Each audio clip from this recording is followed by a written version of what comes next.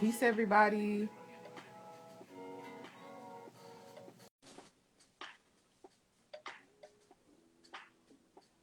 Hey, Keisha. Hey, Hi, Miss Keisha. How are you? I'm good. I'm gonna put on a filter because my skin just looks something else today. How you doing? I'm doing well. That's Today was good. busy, and I finally settled down, and here we are. Yeah, that's amazing. So I guess we should start with introductions. My name Yeah. is Stephanie Jack. If this is your first time hopping in, this is the Rose Golden Hour live series. I started this October 14th, and I want to create an intimate one-on-one conversation with moms, birth workers, entrepreneurs, and these individuals are women of color, and we want to normalize things that don't normally uh, get the light as far as when we talk about things. And this particular live is special because it is November 11th, so we have 11/11, and I have the beautiful Keshia Lockett here of Embrace Your Birth Doula. So just introduce yourself, tell us about you. Yeah, so my name is Keisha. Like she said, I am the owner of Embrace Your Birth Doula. Um, I am originally from Milwaukee, Wisconsin. I moved to Atlanta, Georgia in 2010, and then I moved here in 2018, end of 2018. So I've been here just roughly almost 2 years. No, I've been here 2 years because it's October 2018. So I've been here 2 years. Yeah, so I am a birth doula. I've been a birth doula for, I want to say, close to 2 years. It'll be close to 2 years, January of next year, that I've been a birth doula. And I absolutely love it. I found my purpose and I'm like comfortable in my space now. So, yeah. Um, when we met, um, we're both in the Dona Doulas group, Mm-hmm. and I certified with, or I am certifying with Dona International. I started in July of this year, and I trained with Nakia Lawson. And Mm-hmm. you responded to my post about the Rose Golden Hour, and we interviewed um, a month ago, Yeah. and it was a beautiful exchange and the beginning of a beautiful relationship. And I just want to talk about uh, what do you do as a doula? Like, what does your day to day look like? So depending on if I'm on call or not. So if I'm on call, well, no, I'm speaking of just being there as a doula, but it's a lot of background stuff that you have to do as well. A lot of back end administration things that you have to do. So I would say my day to day is like handling like business stuff, writing blogs. I may be like reaching out to people. I've been really trying to connect more with a lot of different people in all different types of walks of life. So I've kind of been doing that, reaching out to other doulas, other postpartum doulas. I've been reaching out to people that are spiritual healers and just things like that. So I've been kind of like, you know, doing both of them. But that would be my day to day. Now, if I'm on call, that's a whole different story. If Yeah. I'm on call, I'm usually like, okay, like let me get some sleep. Like, but I don't sleep. But you know, obviously, my anxiety when moms are in labor is like super high, so I can never get any rest. But I would say that's like more so my, you know, day to day as a doula. Okay. And Yeah. so, if anyone that is not a doula or a birth worker would know, but when your client has a due date, typically you're gonna be at least the last few weeks of pregnancy, you're going to be on call, meaning you're going to be up 24/7. Like your phone is going to ring, Yep. to let you know if anything is happening as far as the labor as it progresses. Right. If mom is choosing to go to the hospital at a certain point, when you need to decide to go and be there to comfort her, unless you're Right. there from the jump. It's it's exciting, but Mm-hmm. it's something that we need to work on. I feel like as birth workers, because you have to find that balance. But of course, Mm-hmm. the nerves, I feel like, is something that won't ever go away because you don't want to miss something. Right, right. So I was on call just recently with my client, and I just remember like maybe even a week before her due date, every time I would go to bed, I had to make sure my ringer was up because my ringer just goes down when it chooses to. So I would have to make sure my ringer was up, make sure my ringer was on. And anytime my phone would ring throughout the night or I hear like a ding, I would hop up because you just really never know. Yeah. Um, yeah, but it's a whole different world. And I'm on call at what, like 37 weeks? Yeah. I typically start to go on call. So you just really never know. When a mom goes into labor is when she goes into labor. And sometimes it's before your due date, on your due date, or after. You just really never know. So you have to be on your hands and toes, on your P's and Q's rather, Yeah. all the time. Yeah. Maternity Journey asks, are you solely a birth worker or do you have other obligations? So right now, yes. I'm solely a birth worker. Um, I am a childbirth educator and a breastfeeding counselor as well. So I do. I'm offering classes, a support group, a breastfeeding support group, and breastfeeding classes virtually and in person right now in Orlando, Florida. So I do that as well, but just solely in the birthing world right now. Yeah. I wanted to ask because in our conversation before, we talked about setting prices, and Hmm. you mentioned the fact that about talking about what's reasonable versus the clientele you'd like to attract. So what went through your mind as far as that? Yeah. So basically, what I mean by that is I feel like there is a certain area of where those doulas that need to meet the needs of lower income families or people that can't really afford, a certain price. I feel like that it's a market for that. But however, if you are looking to if you want to build a certain type of clientele and you can still make room for that clientele, but I try to tend to set my prices at a more like medium price where it's not that hard to reach even for people that are in that like small demographic Mm. of like low income. So that's how I kind of like try to work my pricing. I would love to, like in the near future, maybe do some like donations where people donate in and I can even make more room, or even getting on like Medicaid or something like that where I would have that option to still help those moms because I feel like they really do need it. But also I would able to be compensated for it as well.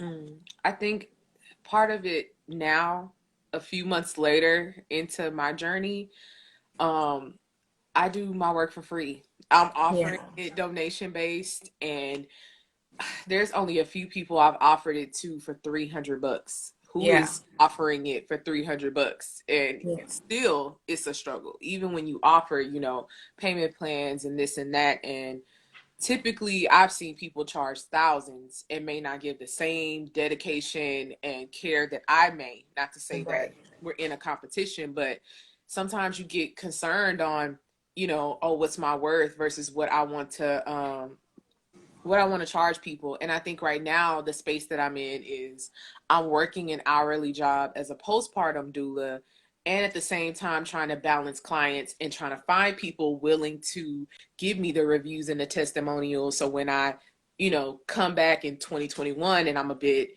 stronger and confident in the things that I do, it I won't necessarily have to waver in this is my rate and this is what I want to be paid. Because Right. like at the end of the day, for me right now, I'm so concerned with saving lives that I'm putting, my desire to be compensated kind of on the back burner, because Yeah. some people donate when I do come by and give them stuff and they really see the genuine thing that I put into them, and then some people just don't.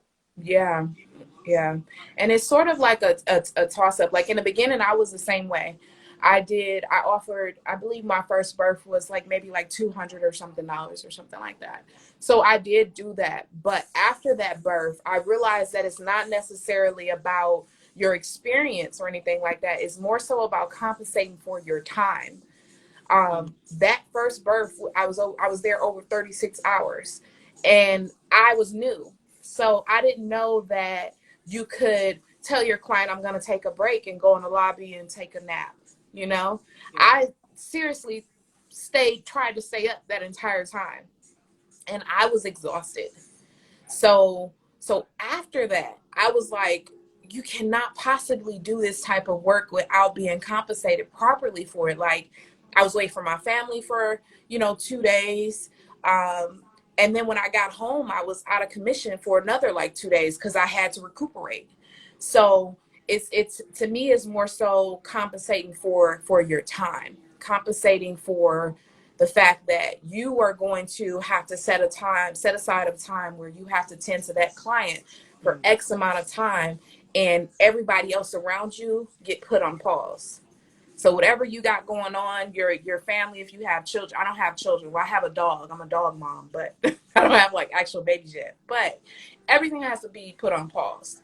So that's just how I really tend to like set my prices is based on that, like compensating for my time. But I keep it reasonable enough where everybody can reach it and it's not so far out.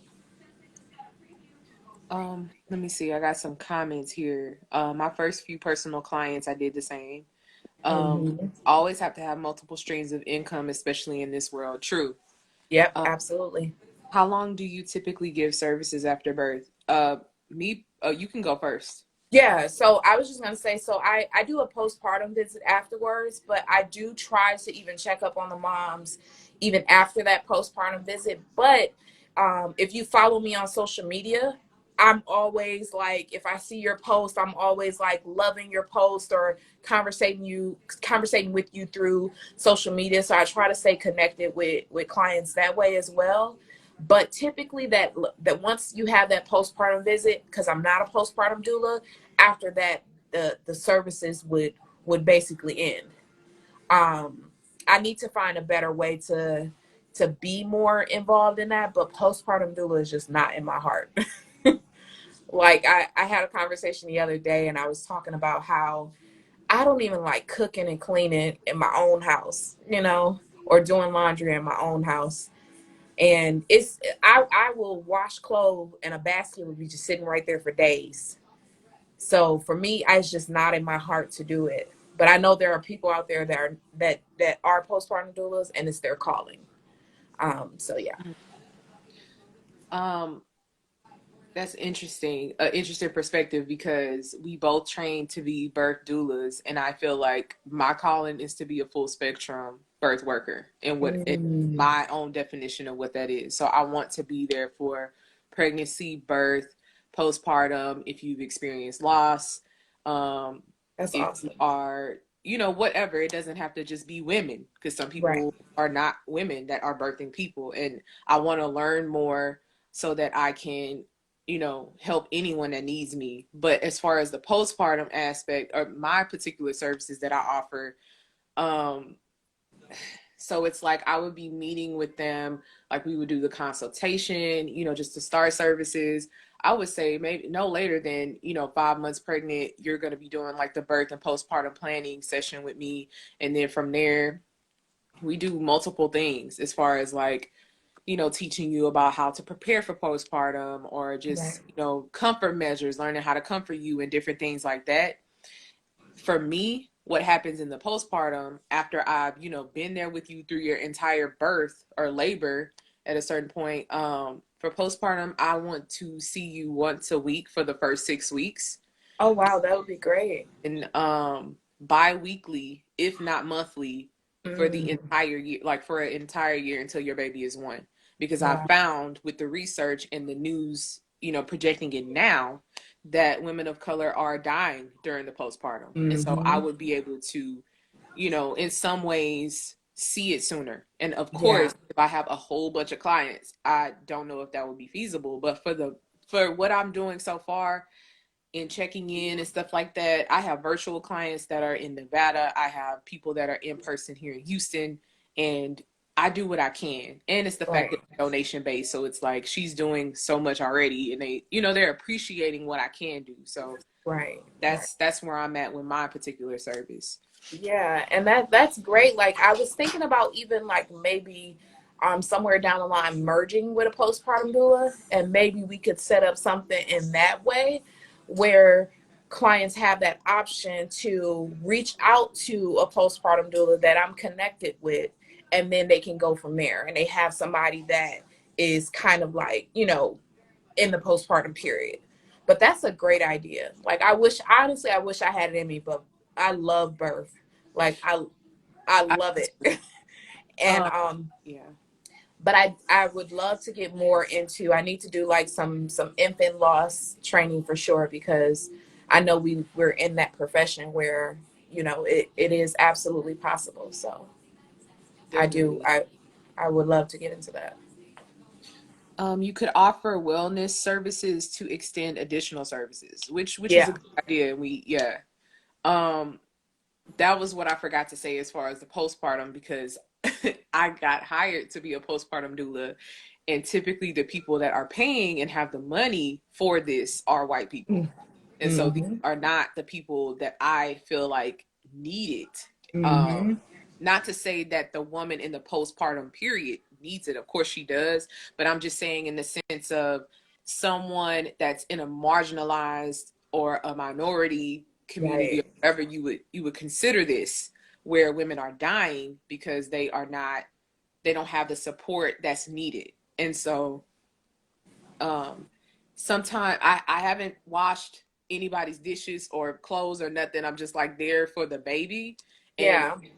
and I just recently got a client that's the daytime and she's a first time mom, and that is completely night and day to this night shift where it's like I'm feeling low key like a wet nurse. And then it's Right. like with the daytime mom, it's like, it's more respect there. She's aware of her privilege. It's the first time I've seen a white woman sit me down and talk to me about how she's aware of the privilege she Mm. has to pay for a doula to come in and help her and stuff, but to still ask questions and to actually interact with her baby and it not just be put on me to do it. She's actually learning Right. what to do as a new time mom. So I'm seeing that as a change in my role as a postpartum doula, but I know for sure with my clients outside of what I've been hired to do, it's way different. It just depends on the person. If they, I don't know, I just have a motherly role because like I'll come in and wash a dish if it's my client and I know that Right. I found this particular person and I vibe with them. Some people I may not feel that way. Yeah. Yeah. Yeah. I Um, understand that. so you said as far as what are you paying for when you hire a doula? So you're paying for prenatals, obviously. Well, with my package, you're paying for prenatals. You're paying for initial breastfeeding support. You're paying for our entire time to be there at your birth. I don't know how other people do it, but I don't. Some people do it like when you go past a certain amount of hours, they may charge additional. I don't do that. So whatever you pay is what you pay, and however much how amount of time I'm at your birth, um, I'm there for your birth. But you're paying for my time. You're paying for my expertise as far as uh, knowledge that you need throughout your birth, comfort measures that I'll be doing with you. You're paying for the postpartum visit as well. So I'm trying to think if I can think of anything else. I think I pretty much covered everything, but you're not just paying for a doula. I think a lot of people I seen recently where this girl was like, "Oh, I can't have a doula because I'm not having a hospital birth." And it kind of broke my heart because you're not just paying for a doula just for somebody to come there for your to you, at the hospital. You're paying for their knowledge even before you get there. Like there's so many benefits and so many things that they can teach you prior to you going to that hospital so that you'll be well prepared. And it's not just because they can't come to the hospital like, oh, I don't need a doula. Like especially during right now, you definitely still need a doula. um Yeah, so that's what I would say what covers. I don't know how your services go, but that's what mine's cover. I know you're full spectrum, so yours would be a little bit more different than mine's. Um, I charge, yeah. So the initial rate that I came up with, which was like $300 or whatever, Yeah. um, what I am covering is really the collective of what I'm giving you, which is worth thousands if we really just add it Right. all up. It's me responding to your messages when you need me to, me Hmm. checking in on you when you may not even think to. Um, Actually doing extra experimentation and thought processes on doing things custom to you, because I have friends that are birth workers and they'll come and do a spa day for you. We'll do like something that I like to do, which is a birthing way ceremony where we're blessing the mom and really putting her as the focus to really talk and share space about how she feels about being a mom, creating experiences, as well as you said, providing resources and information and all this stuff. It's honestly priceless. Right. And um, it's subjective to the person and how they feel their worth is and the monetary value, but Hmm. it's so many different things that are put into it. The fact that it's not even about, I mean, of course it's me sacrificing what I do as a mom and what I do in my own space and time, but just the thought process, like me going in and doing the extra work to do with systemic racism and implicit bias training, me trying to create my own know your, right, know your rights. It's so much Right. that I do. I can't just really pinpoint a single thing. What made you want to pursue birth work in the first place? So since I was in high school, I loved everything about birth. I used to watch it on TV all the time. I was like obsessed with it. And everybody in my family thought I was really weird. But when I was younger, I used to always say I wanted to be an RN because I thought that was the only way to get into like delivering babies. I always say, oh, I'm going to be an RN and I'm going to work on labor and delivery. And then once I got a little bit older, I tried to pursue that. And that was, that. Well, it's not, yeah, it was just, if you've ever went to school for nursing, it's so difficult to get into these programs. They make you, yep, a baby story. That was my favorite show. Yep. Um, they make you jump through hoops to get accepted into these programs. So that didn't work out. And then when I moved to Orlando, I ended up following this. She's really known. She's a well-known doula. I want to say her name maybe is like Sacred Birth, possibly. Sacred Hey, birth. Erica. I want to say her name is like Sacred Birth. But yeah, she was like talking one day and somebody was like, how do you get trained for a doula? And she was like, oh, there's a few programs you can train for a doula. And I'm like, wait a minute, you can do this like for a living? Like, I've been watching her for like a year now and I had no idea that it was something you can actually pursue. I was just fascinated with it. And then when I moved to Florida, I found the training and like the rest was history. Yeah. That's beautiful. Um, Yeah. yeah, it wasn't as intricate as that. Like it seems like your journey essentially created that path to become a doula. Mine Yeah. was subliminal and had it, and I didn't even realize that that's what my life was aiming towards. Because Yeah. I had been a mom at 19 and not necessarily understanding of my own body or anything like that, but my birth experiences prepared me for how I can comfort a mom at this point in time. And my experience with postpartum depression, my experience with breastfeeding, being a union labor organizer, as far as like knocking on doors, being confident with having conversation, persuading people and really challenging them to understand why they need a specific service, and just networking, all of that stuff I had been doing in preparation for this. So Yeah. yeah. Let's see. And I So did all that as well in the very beginning. Well, tried to, but I wasn't yeah, as confident. I was way too nervous in the beginning to like have those yeah. conversations. But now I'm like all in it. But yeah.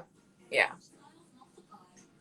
Yeah, and you can feel the difference when your vibe changes to that confidence because you are sure in why you do the things that you do. I didn't Right. feel a sureness in my life the way that I do now.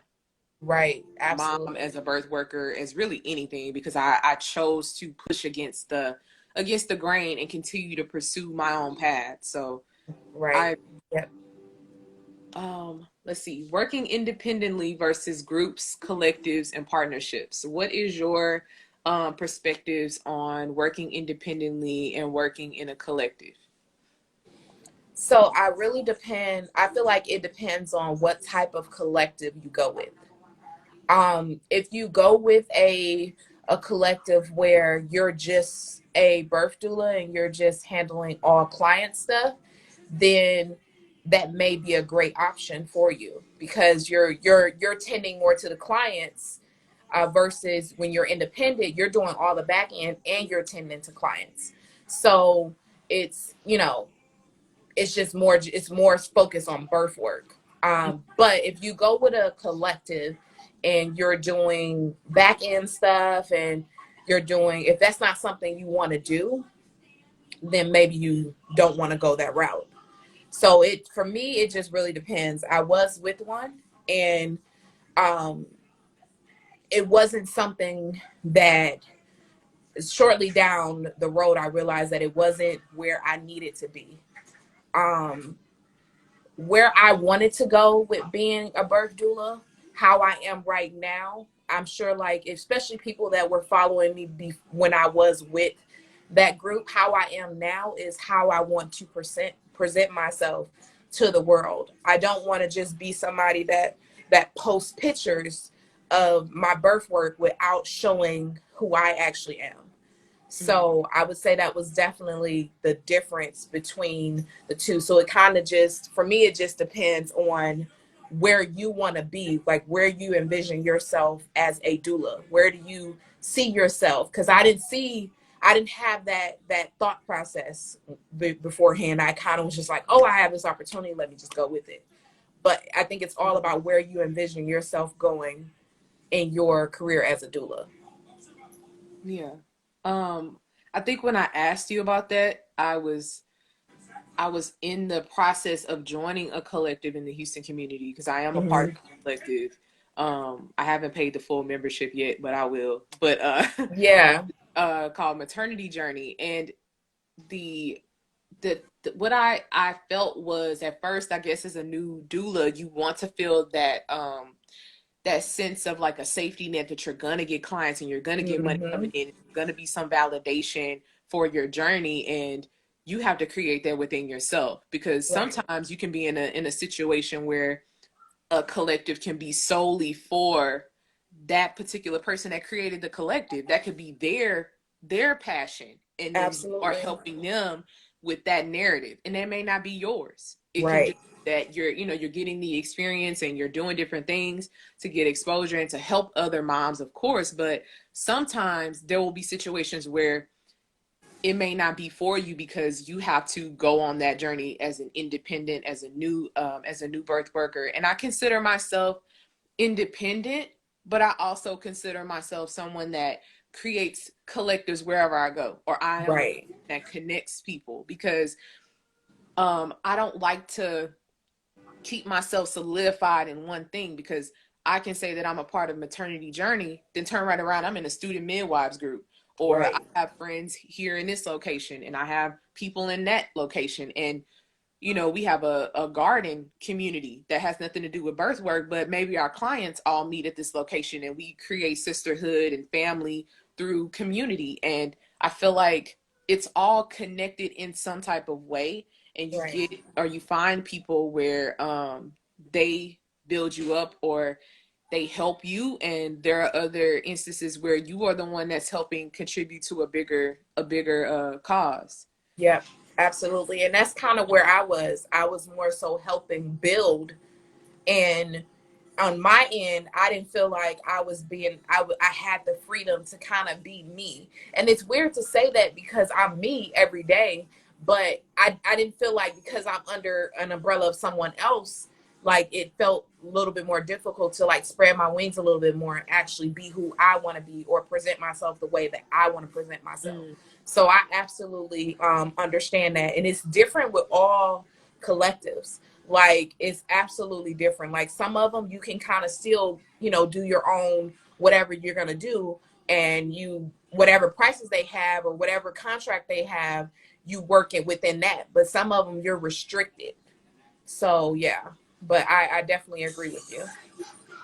Um, so after that, we started to talk about the competitiveness in the birth community. We Yes. talked about Dona specifically, and we also talked about the Dona and other doulas, period. And then we also talked about the issues with midwives and OB-GYNs in the medical field. So, what is your take on those two aspects?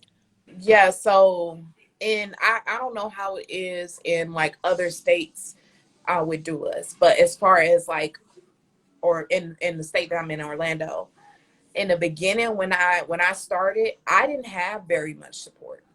Matter of fact, I don't really think I had support at all. I literally had to start from the ground up, and I had to figure it out on my own. I had to do the dirty work. I had to do everything like literally on my own. I didn't have like anybody supporting me. And I just remember like a specific time where I reached out and I said to the group of doulas that I did training with, I reached out and I said, hey, I would love to shadow someone during a birth just so I can see how it is, so I can kind of get like an idea of what to expect. And I just remember that nobody took it. And I honestly feel like the competitiveness comes from the fact that people feel like, oh, I don't want you to take a client that I have, or maybe a client will like you better. But Yeah. where I come from is I feel like we all have clients that are meant for us. And when one client doesn't work out, that client may go to somebody else, but maybe they just click better with them, and that's totally fine. I don't really feel there's a need to be like super competitive. I mean, Orlando's huge, Florida is huge, so it like what my clientele is may not be the next person's clientele. So that's where I come from on that end. I don't know if you when you were talking about the midwife and the OBs, were you talking about like how they treat you? I think you mentioned that the fact that midwives will tell their patients beforehand that they do what doulas do. Oh yeah. So I had situations where midwives will tell their clients like, you don't need a doula. You know, you have you have a midwife. There's really no need for a doula. I even met with a midwife one time where I thought we were connecting and never heard anything from her. And I had even gave somebody her information to reach out to her. So I sent her somebody and it was never reciprocated. But after that, I realized like, okay, like this is not somebody that I will be able to collaborate with and build a relationship with, and that's totally fine. Um, but yeah, there are midwives out there that will tell you you don't need a doula. You have a midwife. I feel like especially when most midwives start off as a doula, how fair is that? Yeah. Yeah. Where were you ladies back in my baby bearing days? That's my aunt. Oh. um, Shout out to you. Absolutely, there is somebody for everybody. Yes. I think the reasons why I brought this up at that time was, so I got this particular deal or advertisement to join Dona International because it was Nakia Lawson, and I became a part of the Black Dona Doulas group.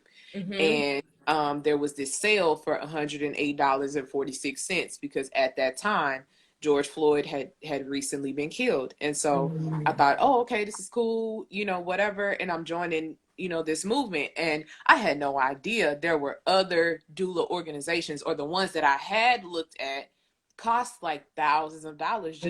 just to join. And um this was cheap. And I'm like, okay, I'm pretty sure this is going to be easy.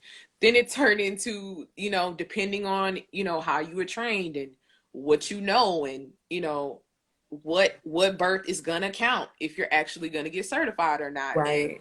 it's still a lot of hoops to jump through. And then the fact that some of the people that trained us were doulas for 15, 20 years before they actually got certified. So you're trying to tell me what's my God-given right, my birthright. I Right. prove to you that I know. Um, Right. yeah, so I'm still in between on that. But as far as the competition aspect, there was drama that came out of that. As far as, come to find out, I joined Dona, and Dona is the get out version of all of the Tula groups. And it's like, oh, it's racism and it's this and that. And, it's issues between all the other groups. And so Yeah. that disheartened me. And so I never mentioned that I'm associated with Dona at all. Yeah. Um, which is unfortunate, but I do that because I don't know who's going to not talk to me because I came from Dona. Who do I Right. already know is gonna feel some type of way because I came from this Yeah. group? So I'm gonna bring this shit up and until it's time to talk about it. Um, To yeah. yeah. To be So honest, I didn't find out about all of that until after I got certified. And yeah, after I got certified is when I was added to the donor group. So I wasn't even a part of it before getting certified. I had went what like a year without like, or no, a few months, no, a year without even knowing any of that information. So but still um I don't understand it, and I try not to get that involved in it because I feel like every organization has its negatives. You know, I feel like you have to find the one that has enough of the positives that you want out of being a birth doula. But like you said, this is your God-given right. Do you need an organization to tell you you're certified to do what you feel like is your God-given right and what's in your heart? No. I feel like with me, I just got it more as a leverage. You know, it's like if you get certified to, because I have a CDL license. So I used to drive school buses and stuff too. So I had to get a CDL license to be eligible to drive those buses. So to me, it's the same thing as being a birth doula. Like you have to get certified just as that, just to let people know, like these are my credentials. Because some people honestly want the credentials, which is, you know, in a world you think like, okay, that's messed up. This is like what I was born to do. This is what I was meant to do. But it's realistic.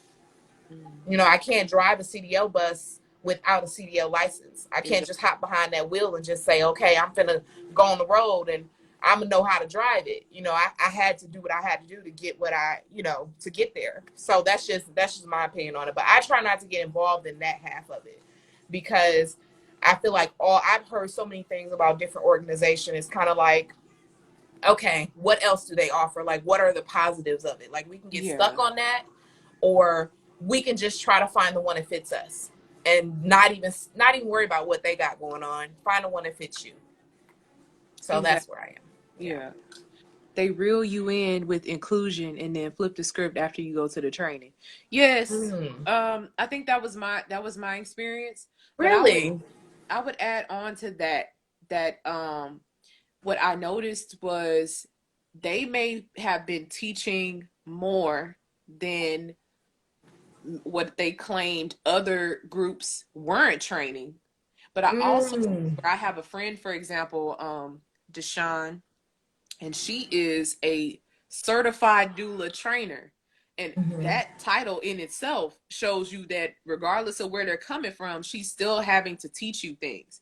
And this particular person, she had already researched things that were like, she went and got certified later on down the road. But what ends up happening is when you really feel centered in your work, you're going to do the research and you're going to learn the same exact stuff they told us to learn to be certified. But they Right. experience things right alongside her, and she trains them so that they're getting the hands-on experience and know what they're reading. um Mm, and I think that's the other part of it too, because you can train and you can get the credentials and this and that, but sometimes the people that you may have taught, even though me for one, I may have listened and I was at every single thing and I did all the things that was asked of me and still felt some type of way that I didn't get everything that I could have. And one, it was virtual. Two, it was in a completely other city in Texas. right. when I was trained. And so, whatever factors happen, and I'm where I am now, but it's a lot that goes into that. And Yeah. I feel like if you have a lot of issues with Dona, or like you have issues in that group as far as just understanding the racial dynamics, and whatever wars are going on between the other ones, I feel like everyone is at fault to a certain extent. Somebody has something to do with whatever. And I feel like if you are not aware of what doulas are and the connections of, like, oh, I'm opening myself to white people even though I'm doing a black donor doulas group. Like, you Right. got to look at the dynamics of what your intentions are and what you're doing and what your message is. Right. Right. I agree with that half as well. I mean, so after my training, I don't know if it's because of the climate that you did the training in, like with all of that stuff that was going on, and every organization feeling like they had to speak up, and like they had to like stand up and talk about like racial issues, and like, so I don't know if that's the reason why it was that way, but I do remember during my training, after my training, I honestly didn't feel fully prepared to jump into what I was supposed to jump into. But I quickly realized that it wasn't the training. The training seems like it's pointless when you really think about it, because where you get the bulk of the work from is reading books, the hands-on training, Mm-hmm. um, speaking to clients, speaking to other doulas, talking to midwives in the field. So that's where you get bulk of your like learning from, especially when you go to births. You learn so much, even from OBs. You learn so much from them. So that's where you really do get the bulk of it. So I'm wondering if it was because of the climate that you were in. Pretty Um, much. yeah, because Yeah. because like my training, I didn't see, but at that time we weren't thinking about inclusiveness. We weren't in that mindset. Now we're in a whole different type of mindset. You want a training that talks about it now, and even like with, like you said, like other birthing people, because it's not just women that are birthing people. So a lot of people are looking for training that includes the the LGBTQ community as well, and educating people on that as well, which I think is absolutely important too, because you're going to come across them, and you need to understand that whole their what they have to deal with as well. I've seen videos of them giving birth, obviously, and they're amazing, but you need training on that too. It has to be inclusive all over the board. So I understand what maternity journey is coming from, as far as like needing to be inclusive, but I really think it's just the climate that the training was given in. And then Yes. when it didn't come to your standards after the fact, you were like, where's this inclusiveness, So I can understand where you're coming from. Let's see. So we also talked about birth work being healing. Oh yeah. Feeling what your clients feel makes you a better birth worker, being in tune with them. Um, and then you talked about the fact that after the traumatic experience of the first birth, you felt that you never wanted to. Oh yeah, so you never wanted to work in that particular hospital again. So tell me about the first birth experience and why that was traumatic for you, and how that turned into the next two clients that you ended up getting. My first birth, like I said, my first birth was maybe like for $200-300. She trusted in me. She was the first person that she literally told me she believed in me. And I just remember getting so emotional at our first time meeting. It wasn't even our prenatal, it was our first meeting. And she was like, I believe in you. And I really think that you will go very far. And I'm just happy that I hired you and all of that. Because she found everything right there. So my first birth, she ended up being induced. The OB that was her OB, obviously, it was like, because you get whoever's on call, but her OB was on call this night. So her OB, was, when I tell you, she just tolerated me in that room. She barely made conversations with me. She barely made eye contact with me. Um, I even had moments where I would say something to my client and she would cut her eyes at me like a mom, like, you better shut up. This is my patient type of deal. So in that space, I didn't feel very, very supported. I felt like, if this is what I have to deal with, becoming a doula, maybe this is just not for me. And it was to the point where I said, when I left that birth, it did end up in a C-section and a lot of other things happened. I don't really want to go into detail because I always feel like that's not my story to tell about, like, the details of the birth. Because that was her birth story, you know. But a lot of things happened during that birth that traumatized me to the point where I was like, I don't want to do this. Like, I don't want to come to this hospital anymore. I'm only doing home births after this. And two of my births after that ended up being at that same exact hospital. So at that point, I realized, like, God is telling me that you can't run away from this. This is what you're meant to do, and you got to figure it out. So we gonna give you two more clients that are at that hospital, and you got to figure out how to work with these OBs, and you got to figure out how to work with these nurses, and you got to figure out how to be respected in that space. So it's interesting because I haven't had a birth there yet since then. And it's people go to that hospital, but I have not had a birth there since those two births that I had right after hers.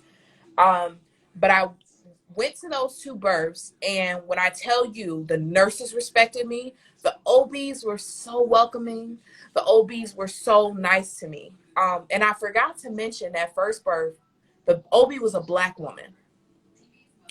So when people say, and this is just to let anybody know that's listening, when you say you want you want an all Black team, all skin folks is not kin folks. So make sure whoever you choose as your provider, your doula, your midwife, whoever, make sure that they not only are a good provider, but that they listen to you, that they don't pass off things that you're saying as, oh, whatever. That when you say you want a VBAC, they ain't gonna switch up on you the last couple weeks of your pregnancy and say, oh, we're gonna induce you at 39 weeks or induce you at 38, whatever the case may be. Find somebody that is absolutely 100% the same as what they were when you first got them to when at the end of your pregnancy. Like, find a good provider, because just because she looked like you does not make her a good provider. I cannot stress that enough. And I said to somebody recently, if I ever had a birth with her again, I would let that OB know how she made me feel, because I feel like it's important for people to know how they make people feel, so they can actually know that and correct that, because she may not be fully aware how she made me feel in that space, and she may not be fully aware that she almost made me walk away from being a doula. But I feel like she needs to know it for sure. But yeah, that's kind of how my first birth went. And then after that, like I said, the nurses were supportive, the OBs were supportive, and the space was entirely different. And I actually conquered, I felt like, what I need to conquer at that hospital. Yeah. Yeah. We also talked about three things, and we have about 10, 11 minutes. Yeah. We talked about infertility struggles, plus size women can have children too, Yep. and what made you choose Embrace Your Birth Doula. Okay.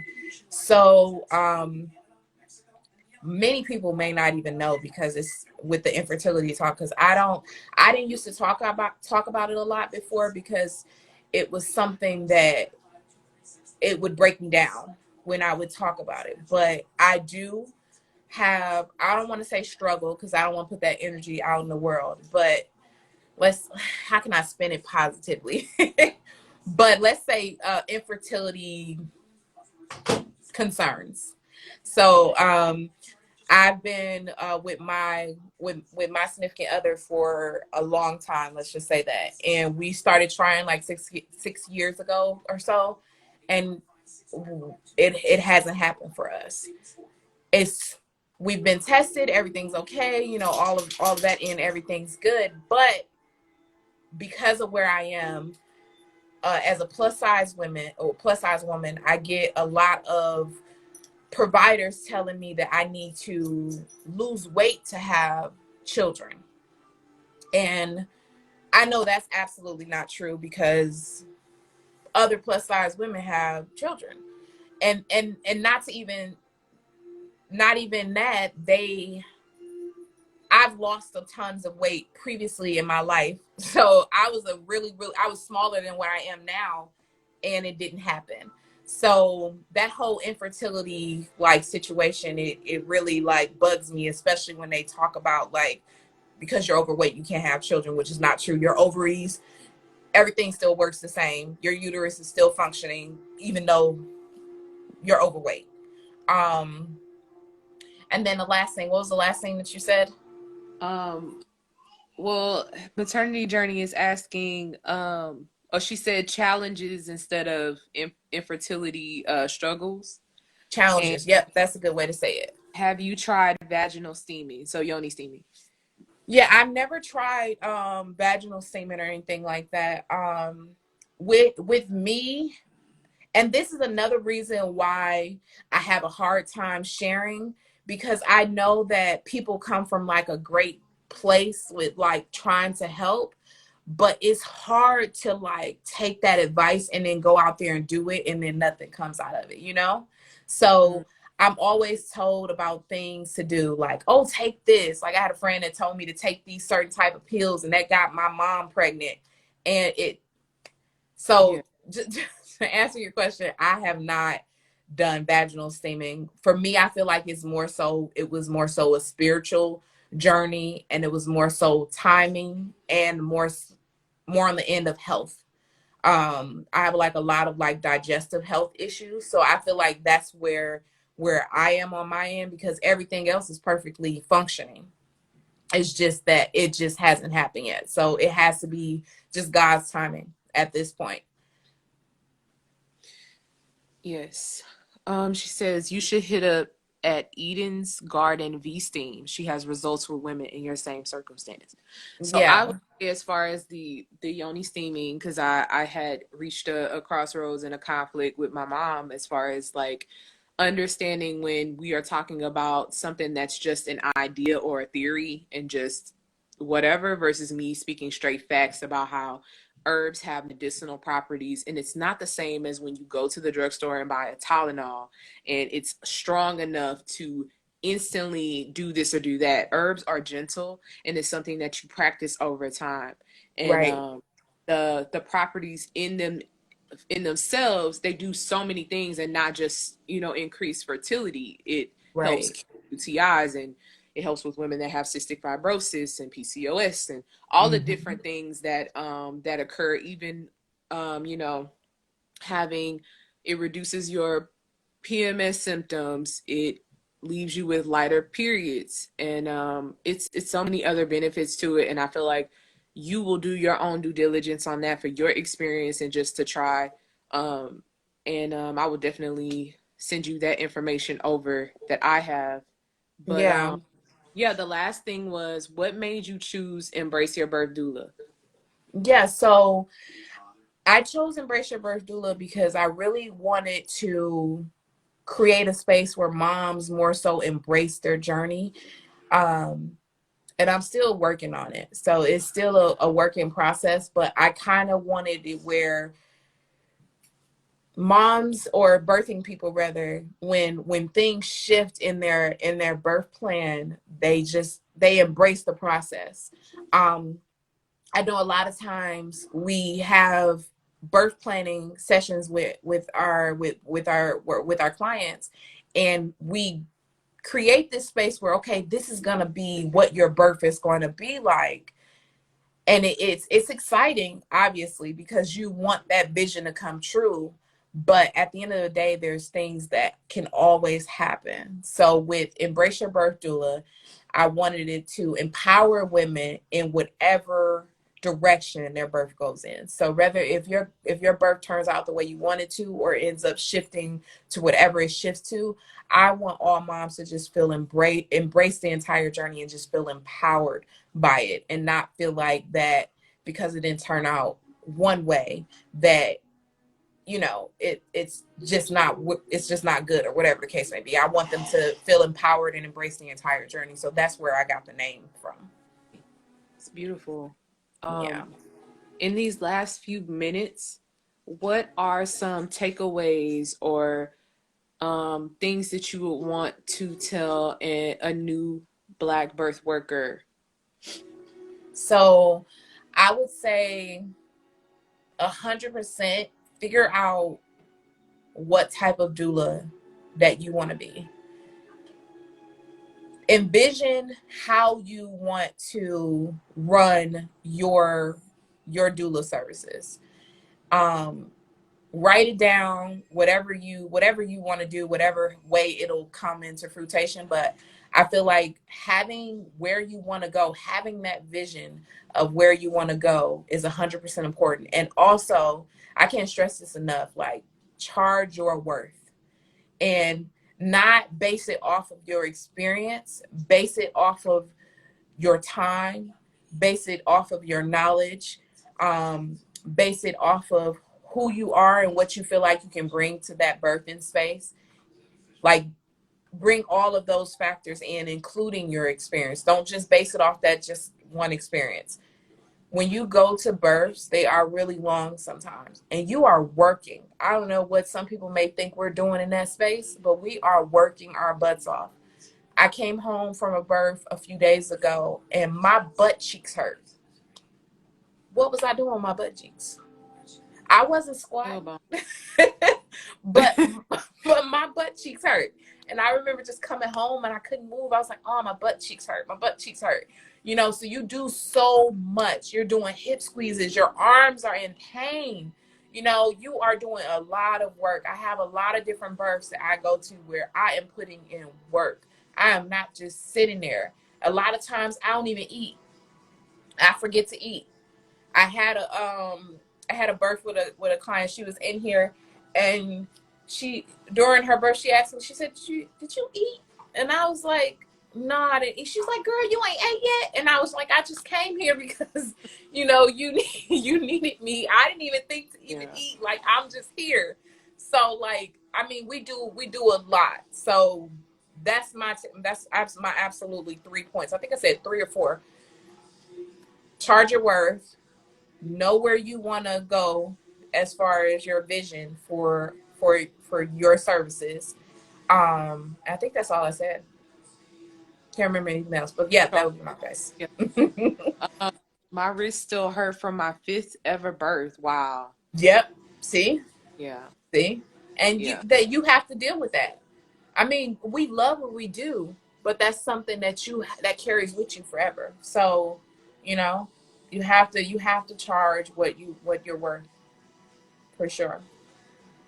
Yeah, not even just births.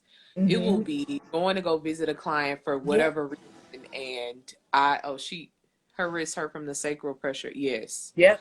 It will be me just going to go visit a client, and I will have forgotten to eat, or I just ran out the door to go and tend to this client, but I have to put that same effort into myself before I go into that space so that I can be in my best.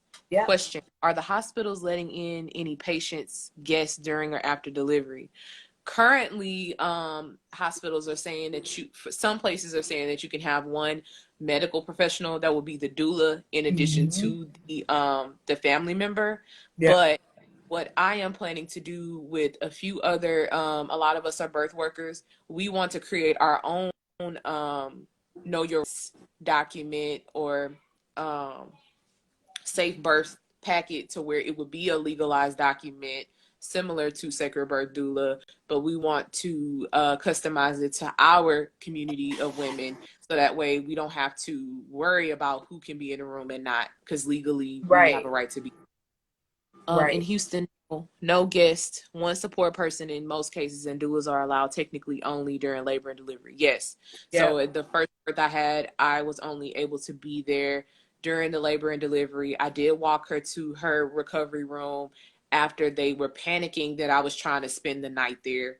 But for the most part, for the birth aspect, yeah, the doula can be Yeah. there. But they will tell you hospital policy says that no doula can be there, but legally I can be there. So if Right. they need a document, I got the document.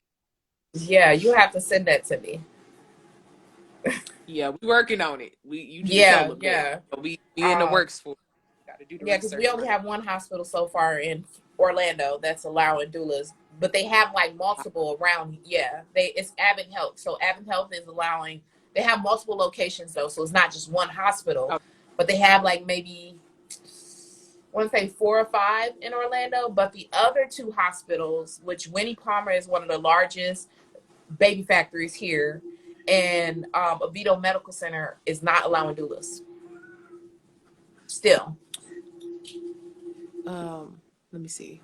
Jazzy Granado says, so doulas can help out after delivery as well, like at home? Yes, ma'am. So Yes. if you have a birth worker that offers that service, which a lot of us do, but like generally if you just hired a solely birth doula, sometimes they'll just only be there for the first hour or so and help you with Mm-hmm. getting a latch and seeing how you're doing and whatever, and then checking in with you later on.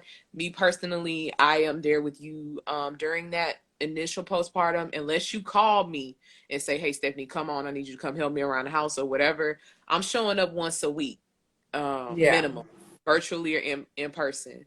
I wish you guys were in Indiana. I know. And I can Oh, actually look for someone that is in Indiana if you would like. yeah. DM me. I'm actually from what? I'm from Milwaukee, Wisconsin, so I'm originally really close to Indiana. Okay. But do Yeah. you know one? You can send her way? No, I don't. I don't. I don't. I'll have to like find one. I can't see anybody comments like anymore. I So don't if know. she Yeah. wants, yeah, if she wants to add me and like message me, maybe I can find somebody in Indiana for Yeah, it. Kezi Aziza. Yeah, DM me, girl. Do doulas help throughout pregnancy? Yes, ma'am. Yes, we help Absolutely. through. That's what we're there for. I thought this Yes. was gonna hang up. It's 7:03. It's not saying anything, but doulas do help. Yeah. They give you information. They give you emotional, physical, Yep. spiritual support, and depending on the one, every birth worker is different. Um, And yes, we every offer client is different too. labor support postpartum. Yes, Yep. so Every client is different. So what you may need, the next client may not need. So exactly. we have to tailor our services to what each client needs. So yep, absolutely. But pregnancy, being there throughout your pregnancy, I feel like is 100% just as important as being there for your birth.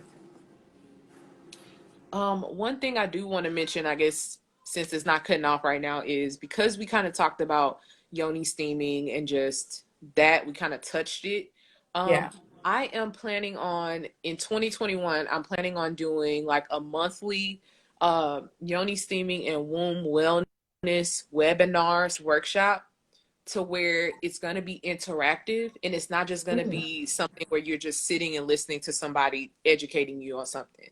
So if Yeah. you sell Yoni steams, if you are a postpartum doula, if you are someone that has information on reproductive health, we need to come together so that we can talk about different topics and ways to engage with women in the community. Because I want teenagers, I want women our age, I want older women so that we can have conversations about sex, about reproductive health, about abortion, about loss, about yoni steaming, what it is, how to connect with your womb space, how to take your power back as a woman. And I would love all women of color to be a part of this. Right now, it's just thoughts that's gonna, manifest into something beautiful. And I want Black owned businesses to come that can cater their products to this, and it's going to be Yeah. virtual for now.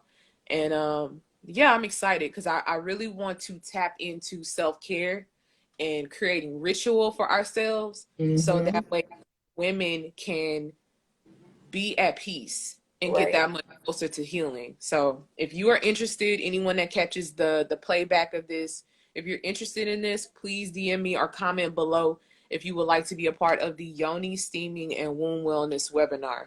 Yeah. And in closing, I would like to say, Keshia, I am grateful for you sharing space with me Mm. and doing this, and this being your very first live. Yeah. And yeah, I'm excited for all you do. And yeah, I love you. Thank Yeah. you. I love you too. I mean, I'm happy, like I told you before, I'm happy we connected with each other. Um, when I reached out to you, I just expected it to be a live, girl. Like, I didn't expect it to be like us trying, like, building like an actual friendship out of it. So I appreciate you for having me on your platform, and I'm happy I broke my live virginity with Rose Yeah. Goldberg. Yes, I'm happy to be the one. Okay, that's Yeah. me. Quick question or quick explanation of Yoni steaming, please. So Yoni steaming is a very, very old tradition. You can find it in multiple cultures where you are taking herbs and you are boiling, you're boiling water and you're putting the herbs inside the water. And what it does is the oils, the medicinal properties of those herbs travel through steam. And you are going to Mhm. squat or open up your vaginal canal, and the steam is going to travel up, and the medicinal properties of those particular herbs that you've chosen do what they intend to do as far as toning your uterus. It helps with postpartum when you're trying to shrink your uterus back down to size. It helps with Mhm. UTIs, yeast infections. It helps it with cystic fibrosis. It helps with increasing fertility. It helps with vaginal dryness.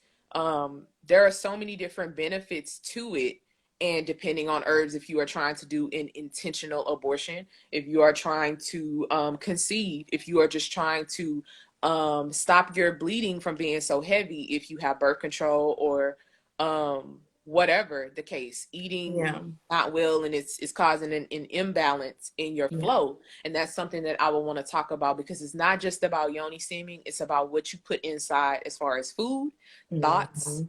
and feelings. So Yep. we get deeper into that. You will have to join the yoni steaming and womb wellness 101 webinar to find out more information on that. Yeah, I'm um, excited. I would love to like watch it. I don't know how much I could do as far as like being a part of it, but I would love to be in attendance of it. Yes, I Yeah. will add you to the list. Yeah. Anyone that wants to be a part of it, definitely comment below once the video is done uploading. And yeah, this Yeah. was the Rose Golden Hour, misconceptions about doulas, tolerated versus respected. Thank you all for being a part of this. Anyone that catches the replay, thank you, and share with anyone that you feel would resonate with this message. And I'll see y'all next Wednesday. Thank you. Yeah. Thank you. Bye, guys. Bye.